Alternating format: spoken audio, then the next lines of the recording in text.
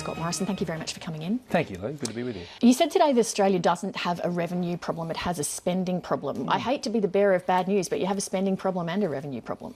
Well, it all depends on how you describe the revenue challenges, but the spending challenges are very significant. I mean, we've got 26% or thereabouts of GDP of government expenditure. Now, that is at the level of what we were at in the GFC. Now, that is not a sustainable position for us to be in. And what I'm really saying in making this point, Lee, is I'm not going to give myself a leave pass as Treasurer. I'm constantly trying to ensure that we spend taxpayers' money the best way we can. And the one way to let it get out of hand is go, it's okay, we can just raise taxes and then we can spend and spend and spend. But we're not going to do that. Nobody's saying that. Well, lots of people are saying that, Lee, actually. Actually, all the experts I'm quoting to you tonight are saying you need to address both. Now, economic growth has been below trend. The economy, in fact, would have shrunk last quarter if not for government spending.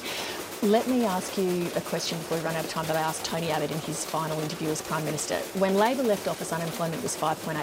It's now 6.3%. Growth was 2.5%. It's now 2%. The Australian dollar was 92 cents. It's now 70 cents US. The budget deficit was $30 billion when you took office. It's now $48 billion. What do you say to the Australian people who elected you to solve, in the words of the government, a budget emergency and a crisis? And you've been elected, and in fact Australia's economic position has worsened. Well, I don't agree it has, Lee, when you look at the rate I of just jobs cited growth. all the numbers. Well, Lee, that's your take on what all that means. What might... No, it's not. It's just a recitation of the facts. Let me answer the question, okay?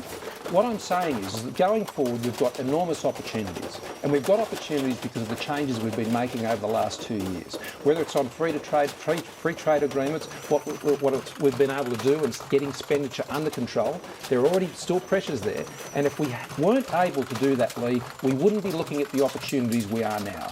Now, you can take that view, Lee, and you can look at 2 points in time, but I think what Australian people are doing are looking to the future.